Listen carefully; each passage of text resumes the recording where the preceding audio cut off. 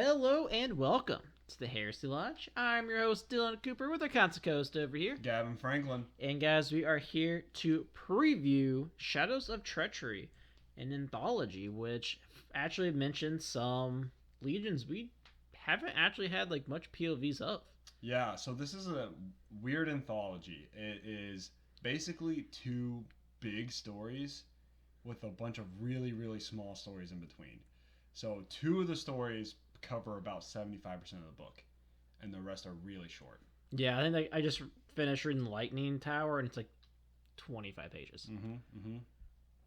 Yeah, I like already forget about the short stories in between because the two, basically the way it is the two big stories are phenomenal stories.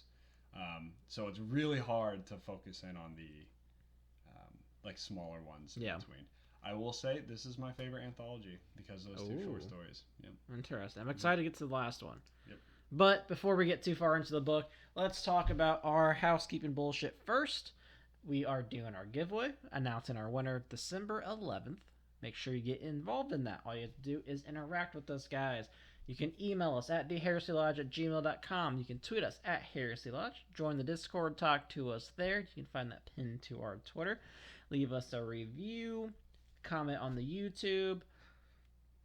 Anything else? Did I say reviews? Yeah, I think you just said reviews. I'm pretty sure. Those are all the things. You can leave us reviews. Yeah. Maybe voicemail? I don't know. Yeah, I don't know if we have a number, but just figure it out. Keep calling us on Discord. There you go.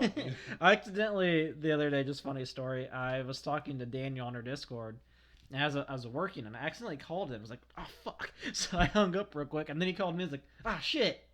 Ignore. Oh, no. I was like, yeah, sorry, my fat fingers are doing stupid things. That is hilarious. Typical life of Dylan here. Yep, that makes a lot of sense. And, of course, guys, we have booze.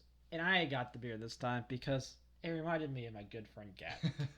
It is a thing that happens to me a lot. I don't know what it is about Gavin, but older women love Gavin. It's just a thing. You go out to the bar, we got ourselves a 55-year-old woman with our boy Gavin over here. I like to think women in general. Specifically 55 and up, though. Women or men 55 and up, actually. They just flock. It's very weird. True. But the name of this beer is Cougar Bait, which I thought was fucking hilarious. Even funnier is it's brewed in Lexington, Kentucky. Yes, and it's by Country Boy Brewing. And the freaking... I don't know why I laughed at the can so much. It's just some dude throwing out his fishing lure. I just thought it was hilarious. Like, yep, I'm getting this beer for our next episode. Yeah, actually, it's Georgetown, Kentucky, to be more specific, but it is primarily in Lexington. Yeah, so it is we didn't talk about it. It's it's a blonde ale. It's okay, not great. Yeah, honestly, I'd prefer like Miller Lite over this. Yeah, I mean, it doesn't have much flavor. It's very similar to Miller Lite. Yeah, it's just like, I was going to say a poorer one, but this was more expensive than Miller. It's definitely one of those beers that you could see local people going crazy over because they're like, this is a game changer. But everyone else, kind of like Spotted Cow. Like Spotted Cow's good, but it's not like amazing. Yeah. So for those Wisconsinites, I'll listen. I like your Spotted Cow, but it's not groundbreaking. Yeah. I remember it's almost like a rarity kind of thing. You know? Like the reason Guinness doesn't go and just make a bunch of fucking Guinness in the United States is because it's worth a lot of money. Yeah, I mean, think about like before Yingling came to like Indiana. It's huge. Yeah, it was insane. Oh, you were house sitting for that person. They had a full-on keg down there. We're like, holy shit! Gold in a keg. We thought it was amazing, and then like now it's just a domestic beer. Yeah, it's cheap. It's so cheap. Very cheap. Yeah, it's very strange how all that works out when it comes to beer. Yeah. Well, that's it for the episode, guys. That is the beer spiel and the most important thing. All right, Shadows of Treachery. I will say, if you are an Imperial Fists fan, you probably like this book. Or Night Lords fan. Yeah, or Night Lords, which I have to read the last books story still. What are you? Shut up. I have to read the last book still, but Night Lords might be my favorite legion. I think you're gonna love them. I think specifically just Servitor. Yeah. Servitor is so fucking sick. But don't want to like ruin that too much. I guess what we can do is just kind of go through each of the stories and talk about the overall who you're going to need to know and the overall premise of it. Yeah. So the first one is by John French, and it's the Crimson Fist. Now Trainwreck has been messaging me privately Oh no. Me too. for the past month. Yeah. Have you read Crimson Fist yet? No, dude. Haven't even opened the book. I messaged him yesterday, and I'm like, I've done it. I've completed Crimson Fist. Haven't heard back from him, so I'm sure like He only talks to eventually- us when he's at work. Yeah, exactly. So Crimson Fist by John French. I love the way John French writes his books. You know, I actually don't like how this one's written. I like the Really? story. I don't like the point of view changes. Yes. It so, weirded me out. This is the first book that we've seen in the Horse Heresy. And I hope it's the only. I remember like thinking this, and it was like one of those shower thoughts. I was like, is that really true? But it is. It's the only time you'll ever get, at least so far, a character's point of view that's like thinking I. Yes. You know what I mean? Like I didn't like it. Like threw me off so much because we don't get that, and I was like, "Wait a minute, this is." yes. It almost made me feel uncomfortable. Like I don't like this. Because the Horus Heresy is such a big story. Even when we say stories are from a perspective of a character, it's like the third person perspective. Like it's following them around and saying what they did. This one is actually from. There's another word for it. It's not necessarily from the point of view. Yeah. It's from the point of view of this character. So it's not saying he did this, and like following him around saying I did this. Yeah, like you'll have like, oh, Logan thought this, or Sigismund thought this, but this one's like, I thought this, and I was like, Well, this is weird. Every character is the normal third, like following around, except for one. That one character in the book. I know. I don't like it. It's kind of weird because it almost makes me feel like, and the reason they don't do that is because the Horus Heresy is so broad. It makes me feel like this is the main character of the Horus Heresy. Does that make sense? I guess. Hopefully not. Yeah, obviously not. So it's very weird, but I really do enjoy the writing of this book, and I'll tell you why as we like break it down a little bit, because I think he does a really phenomenal job at like parallels without shoving it in your face. Yes. And making you think about things in an interesting way. I really enjoyed the writing. I think it was constructed very well. It's literally just a change of view that I did not enjoy.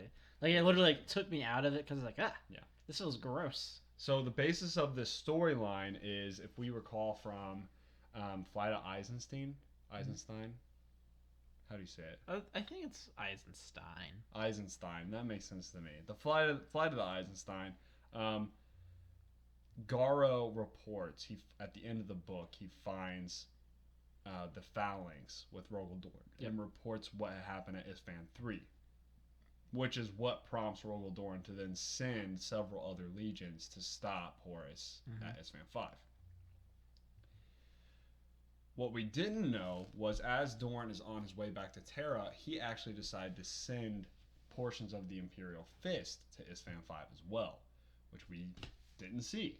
Correct. They never showed up. What happened to that legion, or that portion of the legion? And I wasn't aware that this happened until right now. Did you know about this? I don't think so. I don't even remember it being mentioned. I kind of want to go back and see if it was mentioned in the Fly of the Eisenstein. Although, I mean, I guess it makes sense. I could see, like, it makes sense for Rogel to send people. Mm-hmm. But it doesn't to me. It doesn't make sense for Rogel to send people, in my mind. Yeah, because, I mean, he has to secure Terra. Yeah. That's one of the reasons why I like this writing. We see the whole concept of this is he sends a picket force to go help Isfan 5. Why? There's no reason for him to do that. If he believes, at this point, he doesn't realize that a lot of the other legions are traitors. Yeah. He's seeing a picket force simply for the sake of vanity. I truly believe he just wants his legion to be there. They don't need to be there. We knew that if they weren't there and the legions were loyalists, they would have destroyed the fuck out of Horus. At least they should have. Yeah. So, I think Dorn is really written as a big hypocrite in this book. And I think just the premise of the book in general is a hypocritical point. Like he should have never even have sent a force.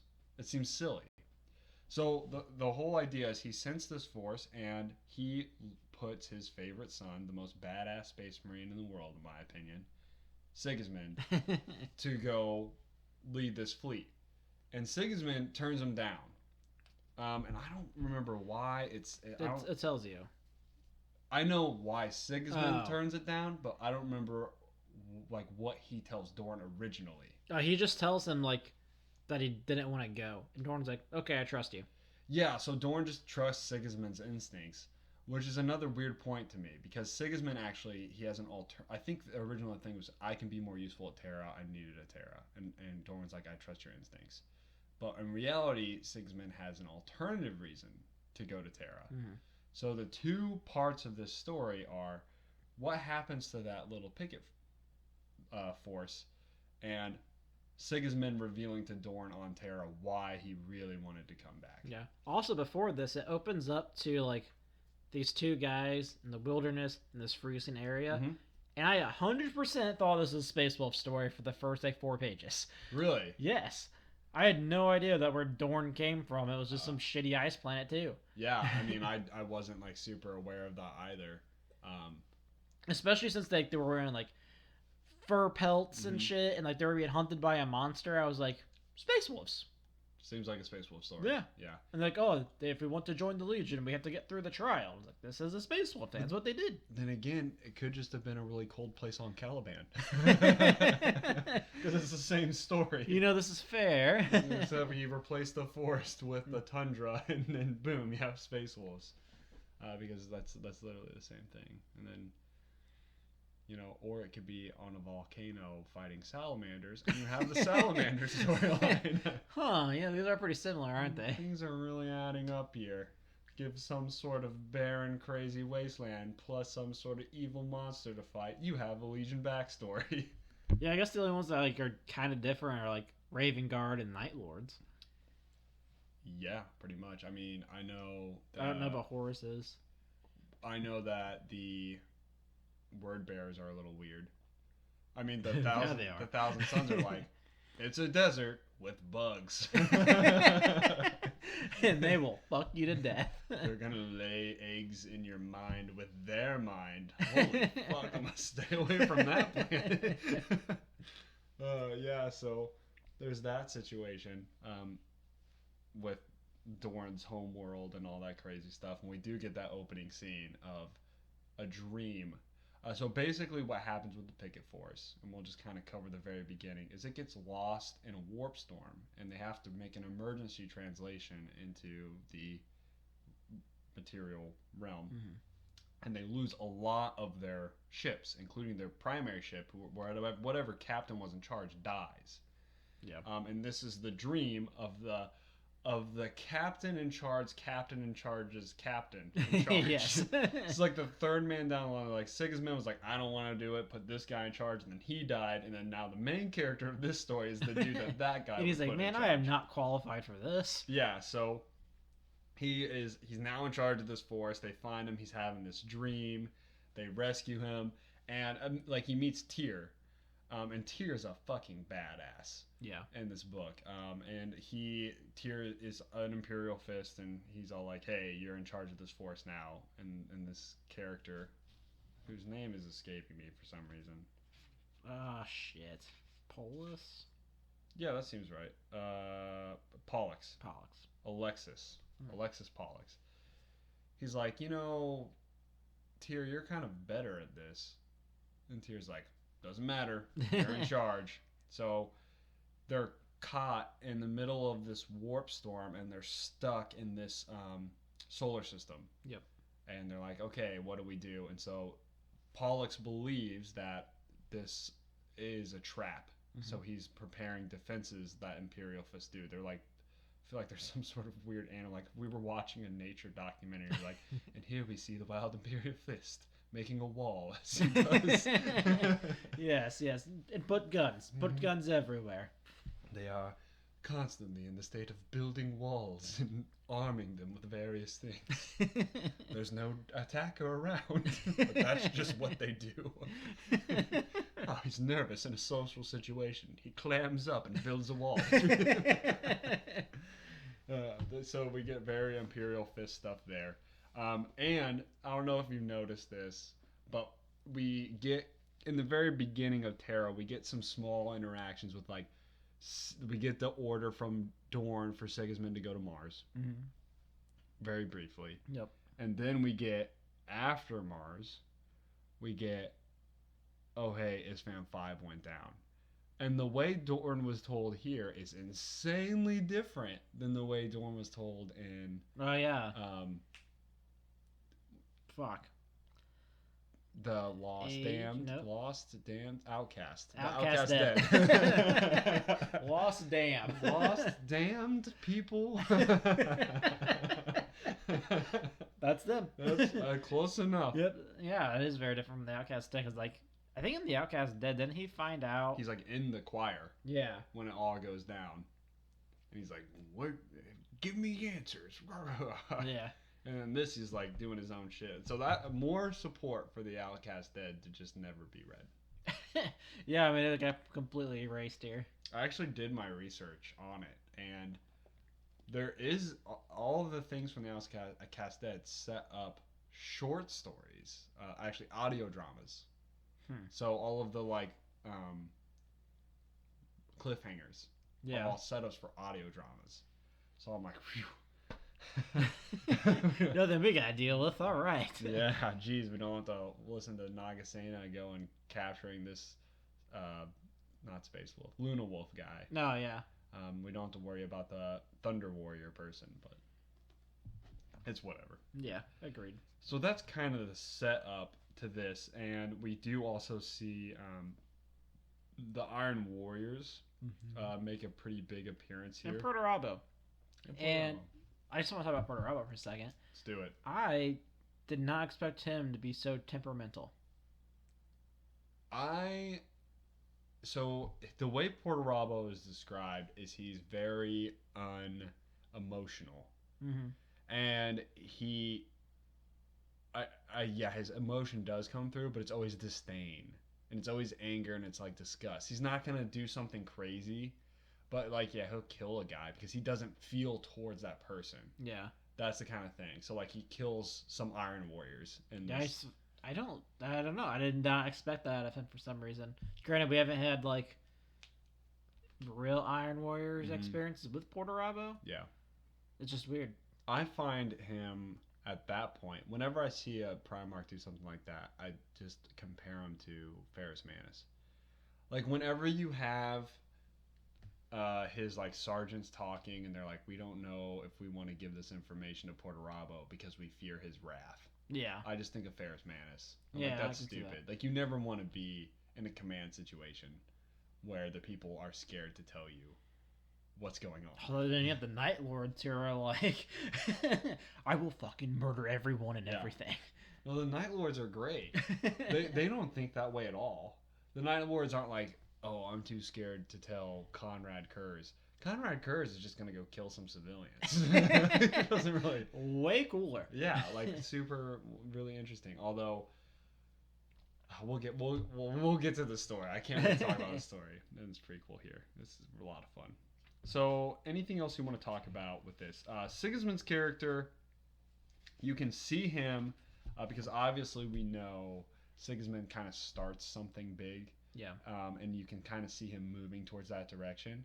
We get an interaction with Euphrates Keeler in Sigismund in this book. So finally, never hear from. That was. What is she called again?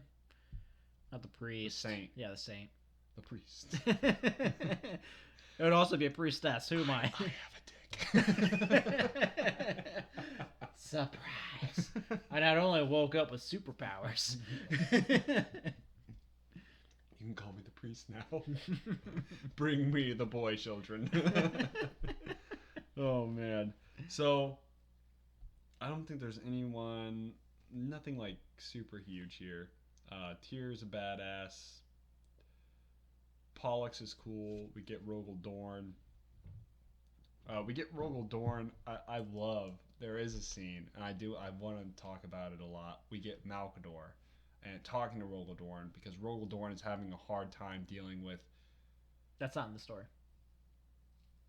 It's in Lightning Tower. You're right. I know. I just read it. Shit. Okay, well that's not that story. All right, let's move on to the next story. Do you want to have the conversation though? Yes, the Dark King. Yeah, so this is one with Rogel Dorn and The Night Lords. Comrade Kurz. Yep. So this is a cool story in the setting of this book. There were a few stories in here that I just couldn't give a shit less about. I don't care about the mechanical one. I'm reading it right now. Yeah, I don't care about it. There's one with the Raven Guard. I don't give a fuck about that one. There's one with the Luna Wolves. Literally give a shit less about that one. But if this book was all Night Lords and Imperial Fists, it'd be cool. So this story is literally, it's the only story in the book we get actual interaction with Rogel Dorn and Comrade Kurz. But multiple stories that involve them, they're thinking about each other. Yeah. And it's because of this one interaction, why they hate each other. Yeah. Specifically, Rogel Dorn hating Conrad Kurz. It's kind of one of those situations where like Rogel Dorn thinks about Conrad Kurz a lot, and Conrad doesn't care about. I don't even know your name. I didn't know your first name was Rogel. Yeah, Rogel Dorn has a really big issue with Conrad Kurz, and Conrad Kurz is like, get in line. Yeah. I really like Kurz and like his like way of doing things. Like his whole thing was like, look, as soon as we leave, if these people don't fear us, they're gonna revolt. Like, what's stopping them? I disagree, and I think you will disagree in the last story too. And we'll kind of talk about that when we get there, because it's really interesting. Because Servitor is such an interesting character. He brings a lot of that to light, and I really think Conrad Kurz, as badass as he is, and a lot of us like to believe, like, you know what, he's right. Fear does keep planets online. Yeah. It's wrong. It's actually wrong, and like Servitor kind of proves it. It's really cool to see. Although, I mean, I guess if you even just see like weapons on like their own homeworld planet when he leaves. Exactly. Yeah. And there's a balancing act. Yes, there is a balancing act, 100%. Like you can't go Lorgar. Yeah, I mean, think about like the mob, right? Yeah. Like, you kind of fear like the top guy because you think he can kill you at any time. But at the same time, like the whole time, like they try to treat each other as like family. Yeah, like the concept of insurance came from the mob. You know, It was like, hey, pay us fire insurance so your building doesn't catch on fire. Because that would suck. That would really blow. Give us money. But yeah, so this story, The Dark King, is basically a situation where the Imperial Fists, the Night Lords, and the Emperor's children are bringing a planet to compliance. And I thought it was weird to have the Emperor's children here. But there was really only one reason. Maybe we get to see more of the story, because there was important parts that were lost in the story. Yeah, like Kurz talking to Fulgrim. And also the actual fight. Yes, like, that too. We didn't get that. Yeah, that's we pretty just big. had him in his room by him with the other random. Yeah. So essentially, Conrad Kurz is murdering people after they have surrendered. So the planet has agreed to become part of the Imperium. They have put away their old ways, and Conrad Kurz is like, all right, let's line like 100 people up, kill them. And you. Anyone that has some sort of gray hair, let's line them up, kill them. Like, just like random things. You look like Dorn. Come on. You've got green eyes. Something like that.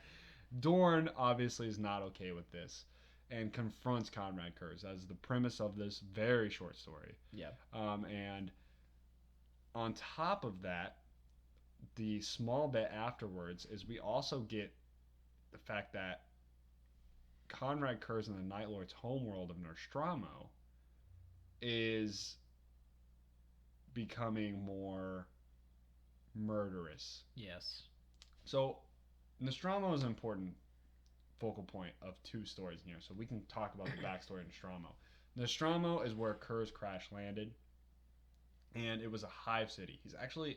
He may be one of the only Primarchs, maybe Lorgar, that landed in a hive world. So they're still cut off from the rest of the Imperium, but they have their biggest issue is there's so many people. Yeah. And they live in these huge sprawling cities. Gilman probably. Yeah, maybe. Monarchia, not Monarchia. Blah, blah, blah. Ultramar. What's the McCreeg. Makarage. Welcome to Makarage. Although I imagine Makarage is like this weird Roman. Yeah, for sure. World, yeah. So just giant aqueducts everywhere. Yeah, and like a bunch of space for people to move around because they're still living in ancient times for some reason. Only left sandals. This is not hygienic at all. But crap, what's the home world I was just talking about? Nostromo, yeah. When Comrade Kurz lands there, he is living in squalor, eating like rats and shit to survive. And the whole planet is overran by gangs. Like the government has shut down, and it's just a world ran by people that are taking advantage of people, murdering people. There's a lot of rape. There's a lot of gang violence. And Conrad Kurz is disgusted with humanity in the way this is. So we get to see the whole backstory of Nostromo, but essentially at the end, he's able to bring all of the crime rate and the gangs to a stop as he becomes the leader of the planet. Now, how he does that is what's up for debate. He does that the same way he does everything. Kill them all. Giving them a shitload of fear, And in this book, we see like already in this book, you see Conrad Kurz's like parables kind of fall apart because he's telling Dorn, hey, you have to kill people for them to fear you, and we'll talk more about it in the review. Like, yeah, definitely want to talk about like works. The little thing, like the exchange he has with Dorn for sure. But he kind of gives this idea, but then at the end of the book, he has to deal with the fact that his homeworld is going back to its murderous, rapey ways. Yeah. So obviously something's wrong with the methodology.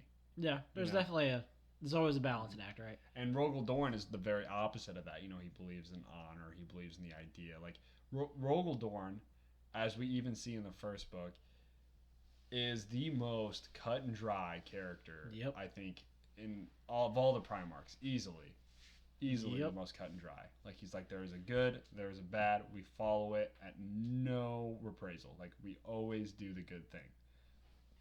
And I really like Dorn as a character because he proves that you can do it. Mm-hmm. Every other Primarch out there is like, oh no, we can't do that because we wouldn't win. And Dorn is like, listen, I've been building walls since I was 3.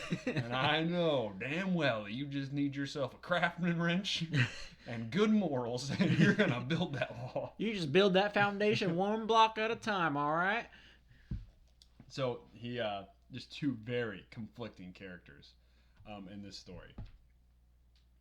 And that is the Dark. I also want to talk a lot about, probably more in the review, about how Kurz basically sees his death since he was a child. Yeah, we don't go a lot into it in this book. I think we'll see that a lot later whenever he confronts another Primarch that has similar traits, which is Sanguinius. Mm-hmm.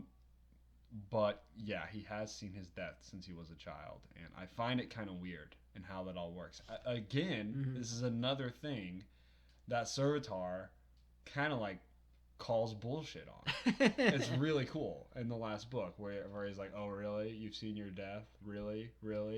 What about this, and this? And then everyone like doesn't really answer. He's like, I guess that's damn it, true. Servitor.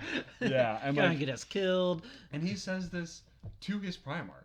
Like, it's amazing. Servitor's a badass. Like, dude. fucking the Night Lord is probably the scariest Primarch. Like, before they all go demon and shit. Yeah. You think of like the Primarchs you do not want to fuck with. the Night Lord might be the first. The only one I can think that would maybe be worse is Angron, but Yeah. even then, he's just gonna kill you. The Night Lord will literally skin you alive. Like, I don't want to fuck with that. Servitor doesn't give a shit. He does not care. What a badass. Yeah. So now we have the Lightning Tower. So this one is a more philosophical, interesting one. And it's basically an entire conversation between Rogel Dorn and Malkador. Yep. And Rogel Dorn is having difficulties, again, tearing down Terra to build this giant parts fortress. of the palace. Yeah, he's like, oh, I have a lot of memories. Yeah, because like at one part it was like, this is just so fucking ugly.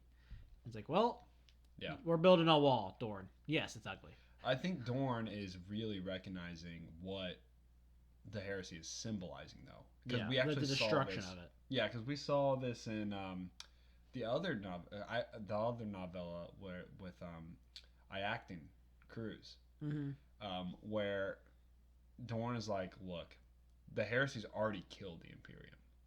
Like, even if the Imperium survives, what we've had to sacrifice has destroyed us. Yeah. They've sacrificed the Remembrancer Order already. They've sacrificed the concept of, like, peace. You know, like, people lived in peace knowing the Astartes were there. Not anymore. Yeah. Even if they won. Like, who knows? You know? They've had to sacrifice the Imperial Palace, you know?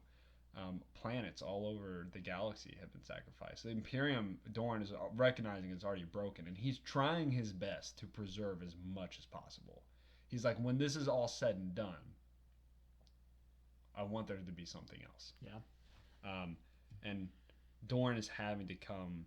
He's the only Primarch, I think, that's really having to come with the realization that it's all done. Like, we're fighting to win, and I'm gonna fight, but like, we've already lost. Yeah, I feel like the biggest thing for him too is like, he was the one that found out first, right? Mm-hmm. He is the one that he was already at Terra. Yeah. So like, or on his way. Yeah. Like, all of his other brothers, like, you know, they're just, like, finding out in, like, random ass ways. Yeah. Where he's like, I know all the info. I don't know if anybody else does. Yeah. I don't even know if anyone else even is, like, on our team anymore. Exactly. The only interaction he's had at this point is with Corvus Corax. Yeah. Like, I don't think that there's any other Primarch at this point that's made it through.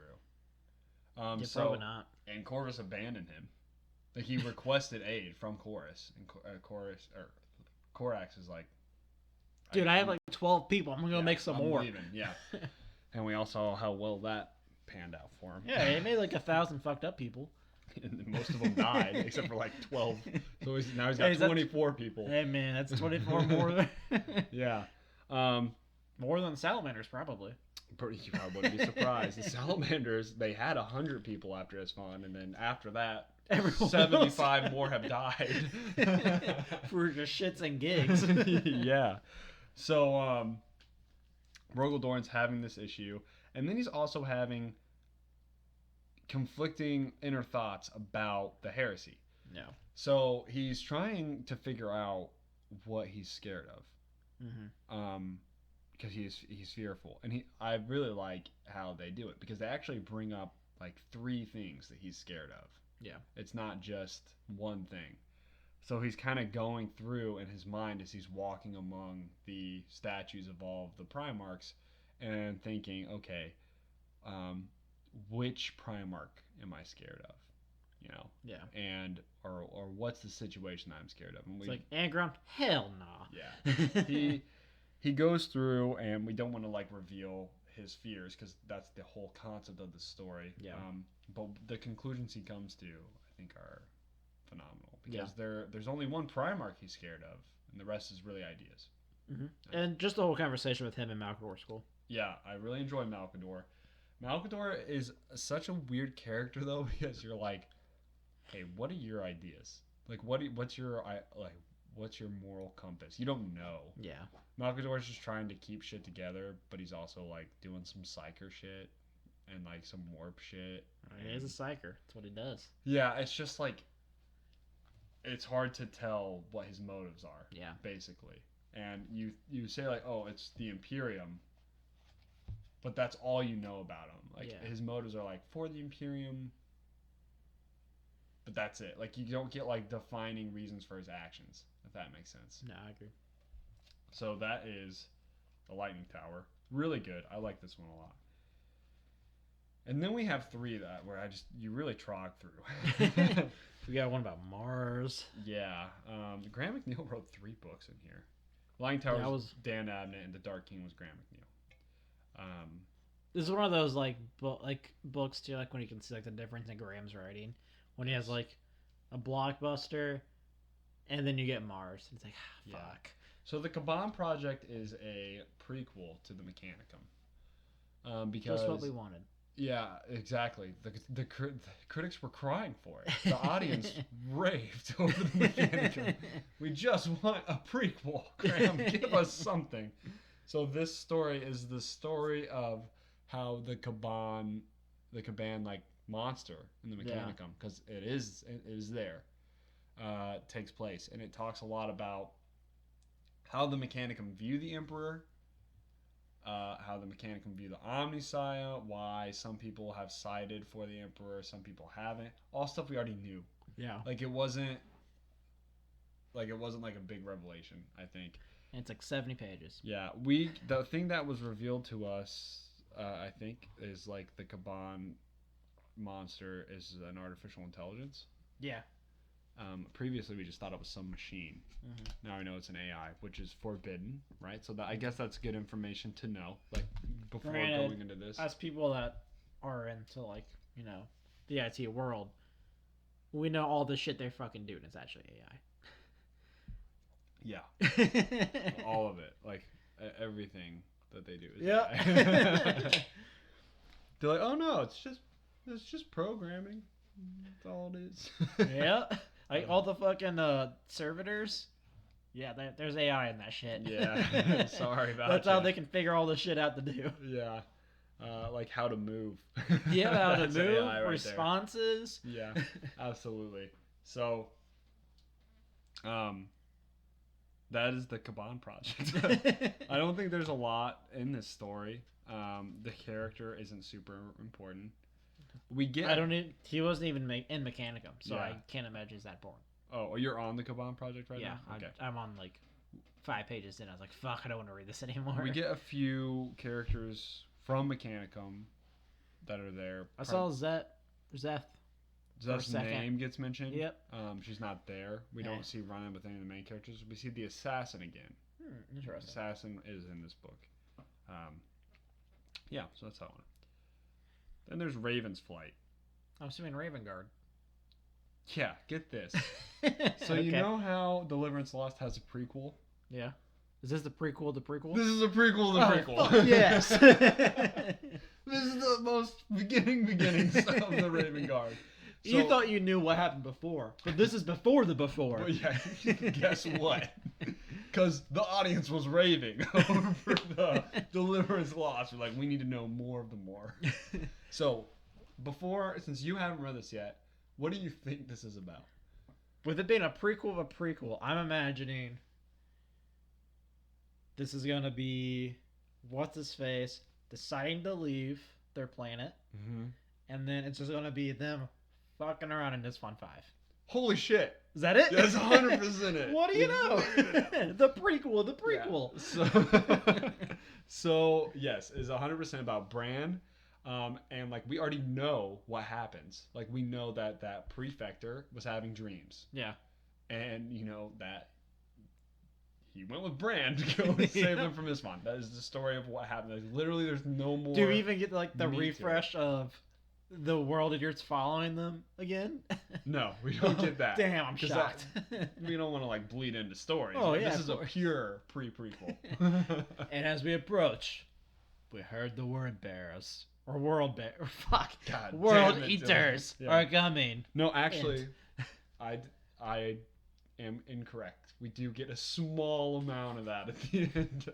Yes. So, one of the things though is you do get like kind of the meat of the story is there's two, like if this is a rib, right? It's like somebody's eaten the rib already and you're giving it to the dog.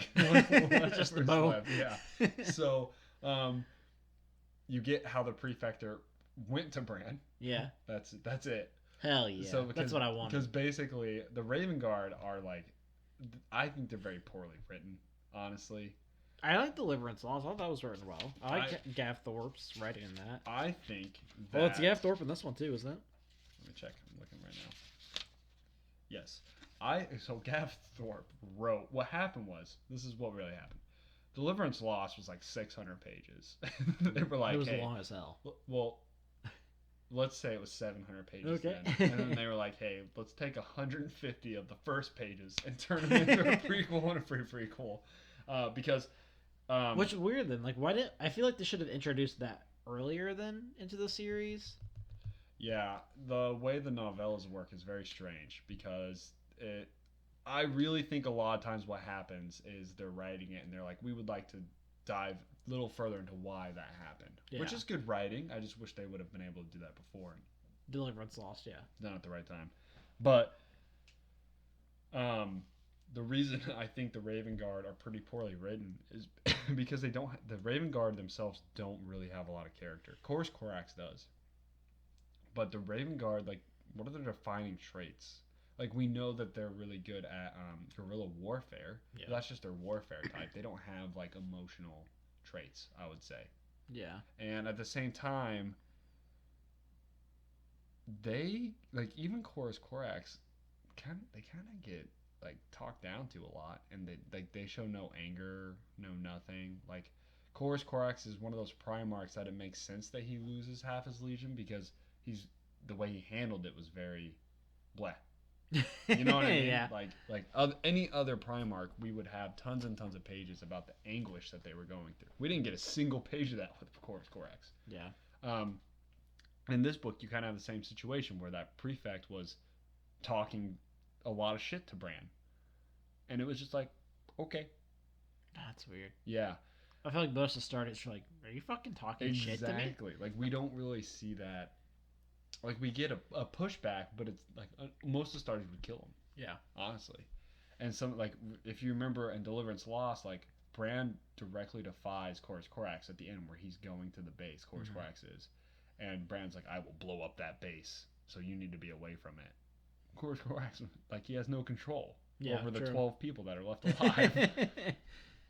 So that is, we get a really cool stuff on Isfan 5. I wouldn't say really cool, but it's basically like Corus Corax sneaking around the drop site. Interesting. Because that's what Corus Corax can do. Oh, shit's going to hit the fan right here. I'm going to invisible myself out. Invisible out. He just... Then we get another Graham McNeil story, Death of a Silversmith. Like, literally the most uncalled for story ever. What is that about? It is a Luna Wolf story, but it's not a Luna Wolf story. It is a remembrancer on the Vengeful Spirit. That's a silversmith. And it's a story about how he gets commissioned to make two things. Okay. Is it like a big reveal? No. Okay. There's no big what reveal. What are the two things? Sejuanis commissions him to make rings for the Morning Bull. Okay. And another character commissions him to make... The coins? Yes.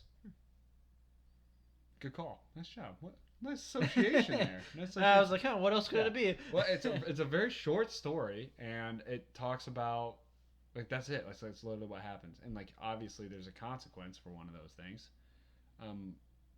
It's cool. It's written well, but it's just like, why am I reading this?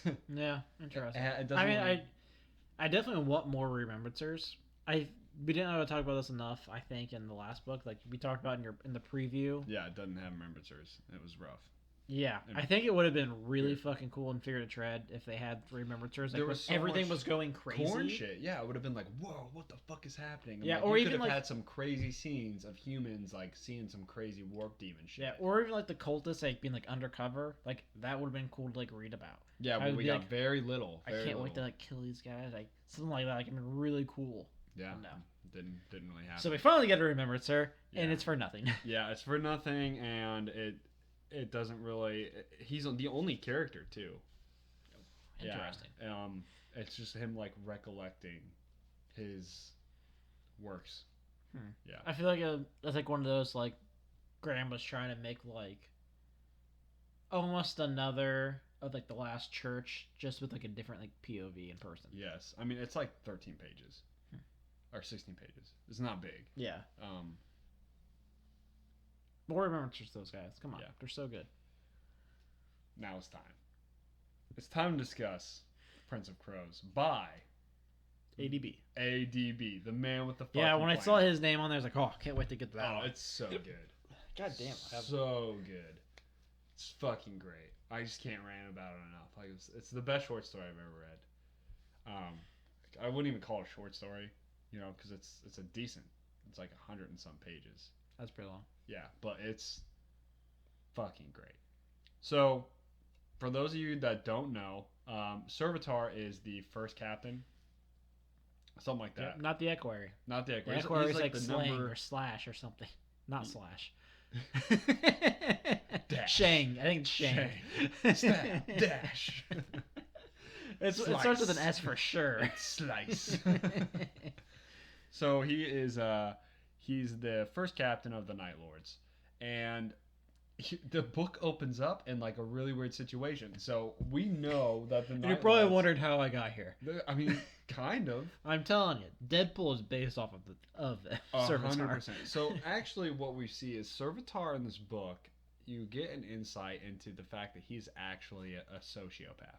I can see it. Yeah. So he doesn't like it. Like, if a psychiatrist was gonna sit down with Servitor. Look, I took 2 years of psychology. Yeah. I can probably diagnose. Okay. Legally. I don't know about legally. I went to college for 2 years for psychology, dude, Yeah, before I changed majors. Yeah. I went to college with you. I would not trust you to legally diagnose Dude, anything. I got this easy. Oh, yeah. I had like B's. Yeah, Way but- better grades than I had in computer science. That's true. That's true. Curbs didn't get me those B's, sir. Question is, do I trust you more to write code or to diagnose a patient's psychology? Dude, I don't know. You see my code. I know. That's rough. That's a really rough decision. But Xanax. Done. You're basically doing what 90% of them are doing Yeah, anyway. see, easy. But Servitor would absolutely be diagnosed with something like a sociopath. He has the inability to feel empathy. Mhm. So he talks about many times in this book, and he's aware of it. And he does view himself as a badass, like I was saying, obviously, because he is. But he's like, at one point, he talks about events that happened in the past, and he talks to someone. He's like, I never thought, like, how do you think these people thought about it? He's like, you're around them all the time. For years, you never asked them. He was like, honestly, I just, in his mind, he thinks like he never thought that other people would think differently than he did. Yeah. Like, he just can't put himself in other people's shoes.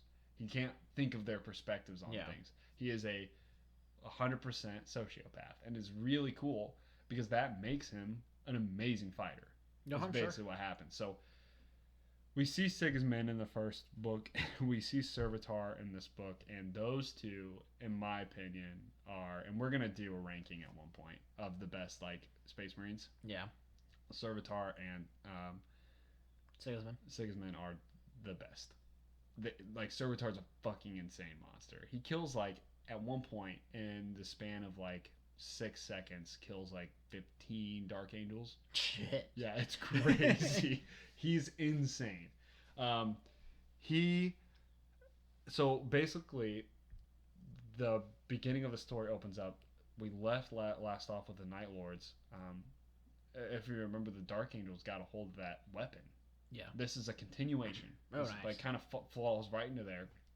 We don't see the weapon because it's not from the Dark Angels' point of view, but we do have a moment where Well, it's the Iron Warriors that got the weapon. no, the Iron Warriors did not. Because they gave it to Portorabo. No. I'm talking the short story where he gets a hold of the teleporting warp thing. The lion went to that planet. Yeah, the lion. Okay, Yeah. okay, I got you. Yeah, the lion. The short story, The Lion. Yes. About the lion. So So you have to make sure you read the prequel of this. to be not the super prequel. necessary, because you don't ever see it because it's not from the point of view of the Dark Angels, right? And that weapon never really comes up. What you get is Servitor at one point saying, I wonder how the fuck they're doing this. But he's like, but it's not important. And I'm imagining like whenever we get to like Caliban Falls, it's literally just like the Fallen just killing whoever's like still with the lion, and then the rest of the Dark Angels still fucking with the Night Lords. So actually, the way this book starts up is the Night Lords lose. Interesting. Like immediately, like before the book even starts. Like it's just like we lost the battle, and it's so funny because essentially you don't get to read about the battle. It's afterwards. They lose like a fourth or a third of their legion in space. Conrad Kurz is dying. Apparently, we didn't get to read about the fight. The lion beat the shit out of him. How the hell did that happen? Because it didn't happen the first time. So Conrad Kurz is dying. He's on a ship. They were able to get him out, but they like have to keep resuscitating him. I think at some time in the book he had been resuscitated like 75 times. Jesus. Yeah, like he's fucking dead. So what it is, Shock him again. the Night Lords are trying to figure out what they're gonna do, and it's all from Surtur's point of view, and it's fucking hilarious. I'm just imagining Surfer like, fuck, do I have to lead? Well, kind of. So the things like it's so funny. Like Surtur is a fucking genius. He's hilarious. He's cocky as fuck. He's Night Lord through and through. Like at some and like it's cool to read. Like it's funny to read. He's so well written. It's so hard to write a character like that, but they do a good job. And I was reading the audiobook, and whoever was doing his voice was phenomenal. Because he just kind of had this cocky like ring to him. But there are many times throughout this book where a person would be like, the Primarch wouldn't want us to do that. Sorcerer's like, I don't give a fuck. Primarch's basically dead. I'm gonna run the show how I run it. And it's so crazy to see the relationship between Servitor and Conrad Kurz. Because Conrad really respects Servitor. Yeah, because he's a badass. Yeah, like he lets Servitor get away with anything. And so, like, if Servitor did something that the Primarch didn't want him to do while the Primarch was gone, and then he came back, Servitor can just be like, yeah, I fucking did it. And the Primarch would be like, oh, Servitor, you are fucking annoying. Oh, you're such a badass. There's a point, okay, so I don't want to, like, spoil a bunch of stuff, but it's very difficult. So, basically, there are 7 leaders of the Night Lords, and only 4 of them have survived the battle. And in the beginning, they're all discussing that they're going to take vengeance on the first. And there's only 3 of them at first, right? And they're like, Servitor died. What an idiot. I can't believe he did this. Like, Servitor stayed back to help people escape or whatever. What an idiot. I can't believe he did that, yada yada. All right, it's up to us 3 to decide what the Legion's going to do. We're going to strike back and destroy the first. And then all of a sudden there's like a calm thing. It's like, guys, Servitor's here. Servitor just walks through the doors. And like literally, like, this is the type of shit you hear from Servitor. And he goes, oh, you 3 are the 3 of the 7 that survived? That's unfortunate because you're my least favorite 3. Like, that's the stuff that he says. Like, it's so fucking great. And like, he's arguing with the captains. And at one point, like, captains are like, Servitor, you're being ridiculous. This is what we're going to do. And Servitor's like, guys, don't make me kill you. My spear is all the way over there. I don't want to, he says that. It's like, this is an amazing character. And like, he calls his Primarch stupid in this book multiple times. Do you think the reason Kurz respects him is because Kurz thinks that he could actually be killed by Servitor? I wouldn't be surprised. Servitor has a bit of a secret that makes him so powerful. It's got a big dick. Man, I think it's not super well explained, but I think Servitor is a psyker of some sort. But he has a very special ability. Maybe it's like the ones that could like shield themselves. I think it's like very super... similar to Zahariel. where he like Oh, slows like- down time. Crush hearts inside you. Yeah, that kind of thing. But yeah, you just get this thing throughout, and Servitor is reforming the Legion, and he's deciding like this is what the Night Lords do best. This is what I want them to do. This is what they're gonna do. And we get that, and then we also get Servitor trying to go to his Primarch and wake him up, and he goes into his mind, very similar to what we saw in Fear to Tread. Interesting.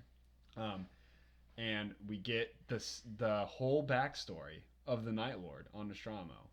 Oh, that's cool. Of like how he survived, what he did, and the Emperor and the other Primarchs when they came to find him. And like it's so cool to see. Like he gets visions of each of the Primarchs' deaths when they come, and he's like having this dream basically, and that's when Servitor shows up. Yo, what's up, bitch? Yeah, pretty like Servitor he's so fucking cool. I cannot stress it enough. Like so basically the whole dream freezes and it's just him and the Primarch having a conversation in the Primarch's dream. And they're walking around through all the legions and Servitor is like literally like looking at various people. And I think he comes across someone maybe in the Emperor's Children, I think, and he's like, I would love to kill this guy. And then his mind is like thinking like, if I killed him in his dream, that wouldn't actually kill him in the past, would it? Probably not. Like, yeah, and like Servitor argues all kinds of points to Conrad Kurz. And it's an argument where like Servitor is so sure of himself and so sure of his like him being right, where he literally is like, you're wrong. Like you're stupid. This is incorrect. Like the whole thing about him seeing his death.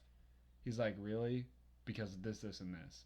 The whole thing about, oh, to rule is by, you have to do fear. Servitor's like, then how did the other fucking 16 legions do it? Yeah. You know? And you hear Conrad Kurz. Conrad Kurz is the baby. Like, Servitor's almost the dad. It's incredible. Because Conrad Kurz is like, well, they didn't have to put up with the worlds I did. And Servitor's like, really though? I mean, the Lion's plan's pretty fucked up. Yeah, there's a lot of fucked up shit out there in the galaxy. Ross's plan's pretty fucked up. You just happen to have the worst of it. But it's like, Servitor really respects his Primarch and he'll do whatever the Primarch says. And all these other Night Lords, it's so cool to see. Like, they are evil people. And like, when Servitor, it's fucking hilarious. Like, he'll be like, alright, we have to go into battle. And then like, people will chime in. At one point, someone chimes in like, it's suicide. And he's like, are you gonna come? And he's like, no. He's like, okay, that's great, because that's just one less command I have to give to tell you to flee. So like at one point they go into battle and Servitor's like, 80% of them listened. That's really good. like obviously any other legion it would be 100%. Yeah. But like they're like, wow, 80%, that's phenomenal. Like their leadership is terrible.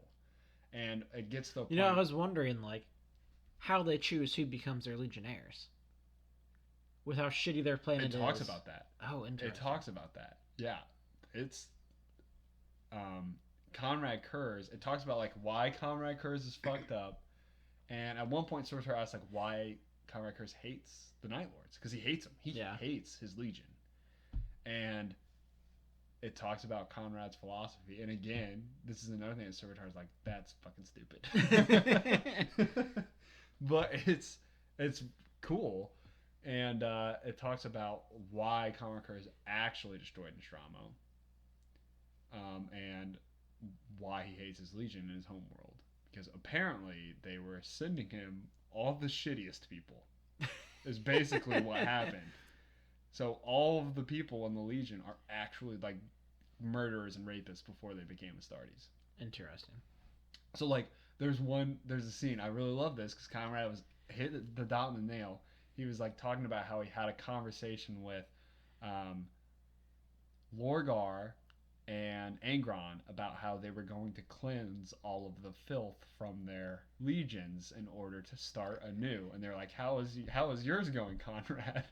And Conrad's like, I don't even know where I would begin. I guess they can kill them all but Servitor. Yeah, exactly. He's like, I honestly wouldn't know. Like they're trying to figure out how do we determine who ends? Like, who is truly loyal? You know, like, where's that line that we draw? And Conrad's like, I wouldn't even know, like, where to start. Look, I'm lucky I have any. Like, this isn't even a thing in my legion. Like, you're crazy. Like, everyone would betray the Emperor, and they would betray me next week. Like, that's how it works. Yeah. And it's so fucking cool. And also, it talks about a lot about how Conrad Kurz recently is fucking crazy. Like, he's fucking crazy. He's talking to dead bodies. He's got the whole Hamlet thing going on. Like, he's nuts. But it's a really good story. Yeah, I think I'm gonna start. I'm thinking Night Lords might be on the top of my list. Yeah. And too bad they're not getting an army. I know. We're gonna get some World Eaters. Might end up making that my Chaos army. I faced the Night Lords. One of the cool things you can do on the tabletop with Night Lords is you can kill each other. You can get their helmets and stuff, so they have the wings. I think it looks a little cheesy. Probably. At one point, it's another Servitor talks about that. It's like, our army's so fucking stupid. He's like, I hate this. There is one character in there that we need to research, though, because it is so confusing to me why this is a thing. There is a Raven Guard character that is with the Night Lords. He's probably like, what the fuck? No. Like, he's allied with the Night Lords. Interesting. And, like, killing people with the Night Lords. They call him the Raven. And I'm like, who is this guy? You know how last episode I talked about how, like, the Alpha Legionnaire that's, infiltrated the fucking Word Bears are like, what the fuck? The ones that infiltrated the Night Lords are probably, I was like, God damn it, how did I get this? No, like, their job is probably, like, a joke. Because, like, they could be like, any point, they'd be like, I'm actually Alpha Legion. And the Night Lords would be like, okay. Well, what are you going to do? Tattle on us? Like, shit. Yeah, we're fine with it. Like, at one point, Don't stop my prostitution ring, alright? Well, what are you going to do? We're going to tell the Emperor that you're bad. He knows. Fuck that guy. Yeah, the Alpha Legion they're kind of useless in the Night Lords. Like, they don't really have any secrets or anything crazy. Like, the Alpha Legion would report back, Affairs, man, I got fucked up there. Turns out Conrad Kurz is a psychopath. And the whole Legion. Legion. Yeah, we knew that. What else did you get? That's it. That's the whole Legion. It's just true. I don't know what to say. Like, we've heard rumors. They're true. So yeah, that is that story, and it is fucking cool. What are your importance of the heresy? Unfortunately, I don't think it's that important to the heresy. Yeah, it sounds like it's mostly prequels. Yeah, stuff that you wouldn't need to know. I don't think you need to know. You don't need to read the Crimson Fist, I don't think. No, I don't think so. I think the most important is the Prince of Crows, so you get an understanding of how the conflict with the Night Lords and the Dark Angels ended. I don't know if there's going to be another book that goes into it. It might. But as far as I'm concerned, this is the only thing we know as far as how it ended. So that might be more important than any other short story. I wonder if the was it the Dark King?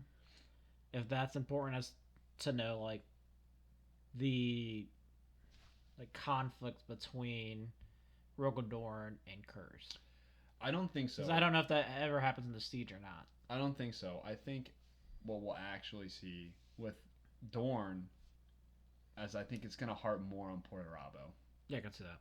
Than it does Kurz. Those are the two that he hates the most. He fears Kurz, but most people do. He's a crazy motherfucker. He is crazy. Enjoyment, though, I actually give this an 8. I think Prince of Crows is the best short story I've ever read. I think it's like, if I were to separate Prince of Crows out, it is one of my top 5 favorite books. Oh, shit. It's hilarious. Sortar is so much fun to read about. Like, I love him. He's my favorite character. He is absolutely my favorite character now. Just to kind of like hype up probably an upcoming episode. No explanation. No, doesn't have to be a certain order. Top 5 strongest Astartes.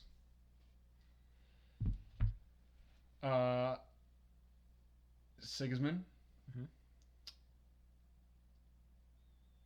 I think it's going to be... Oh my gosh, why am I like... Servitor? Yeah, Servitor. I was blanking. I don't know why I was blanking. Sigismund, Servitor, Abaddon, Garo. I think Garo is very powerful. And I actually think Ariman.